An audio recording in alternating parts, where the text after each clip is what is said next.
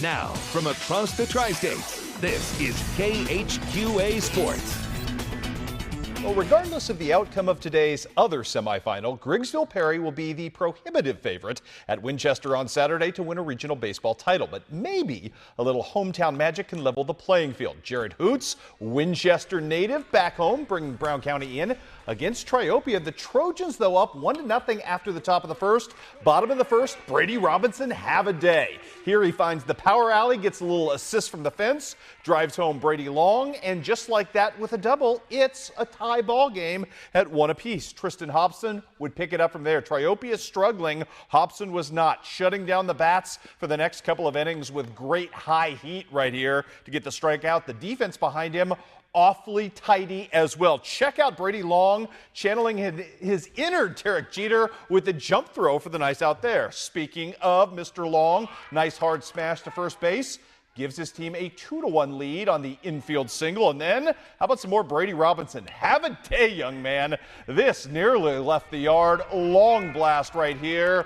One of 3 ribbies on the day for Robinson as Brown County gets the big lead and hangs on to beat Triopia 6-5. So it will be the Hornets taking on the Tornadoes coming up at 11 o'clock on Saturday. Also advancing on today, the Payson-Seymour Indians, they get red-hot Camp Point Central. And Zach Foote, who was ridiculous yesterday. Payson, 5 runs in the 5th inning to beat Unity. 7-3 was your final in that ball game. Also still alive and kicking, although it didn't come without any drama today. Rout ends up hanging on to beat Edinburgh 6-2 in 9 innings. The story in this game, Justin Ketchum, Dylan Jones, really good pitching today. 17 combined strikeouts between the two, who split the distance over 9 today. Also want to pass along this note for our friends in Scioto. West Prairie's opponent coming up on Saturday at 1 o'clock in the regional championship game will be Delavan, a 5-0 victor over Peoria Heights. Move on up to 2A now. Beardstown Rushville Industry. It's always fun when the rivals get together.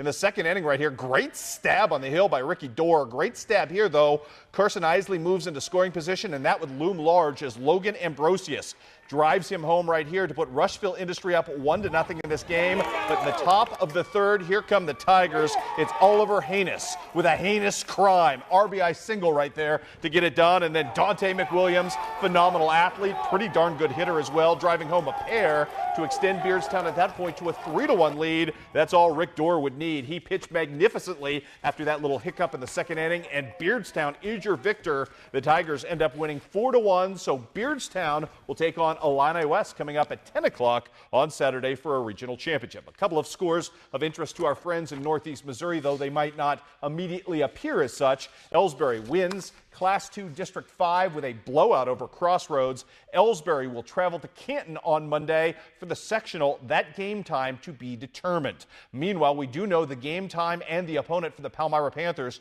It will be Hallsville, which took advantage of a plethora today of Centralia heirs to knock off the Centralia Panthers 9-7. Should be a good showdown. That game on the road for Palmyra at 5 o'clock on Memorial Day. Elsewhere on the docket today, our first track and field state championship.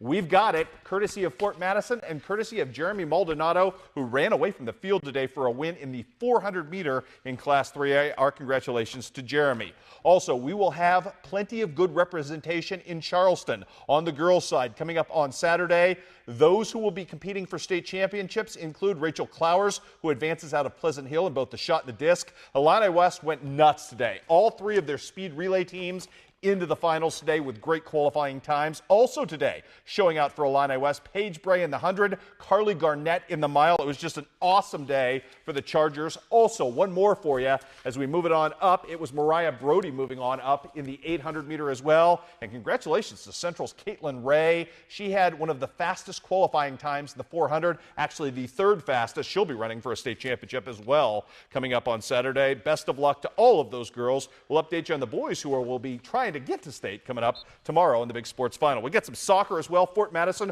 Holy Trinity, Battle of Fort Madison in this one. First half, your only goal, Braxton Williams misses the penalty restart, but there's Braden Gaylord for the putback.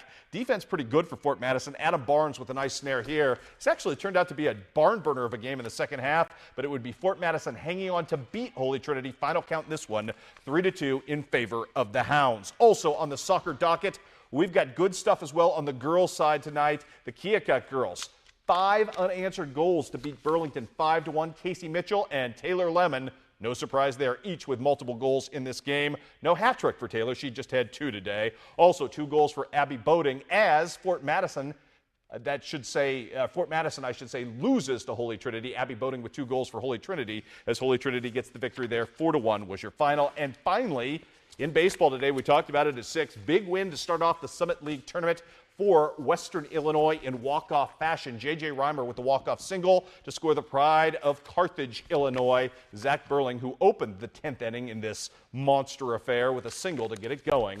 Just Zach Burling being Zach Burling. Coming up tomorrow, lots of good track and field, some soccer as Hannibal goes for a district title, and plenty more as we warm up for a huge working weekend. And Hannibal, that's a real big game for them. I know last year it came up just short. They did come up just short. They're taking on a Kirksville team they have some familiarity with tomorrow. Should be a dandy showdown as well. That game, I believe, is set for 6 o'clock in Moberly tomorrow night. All right, thanks, Chris.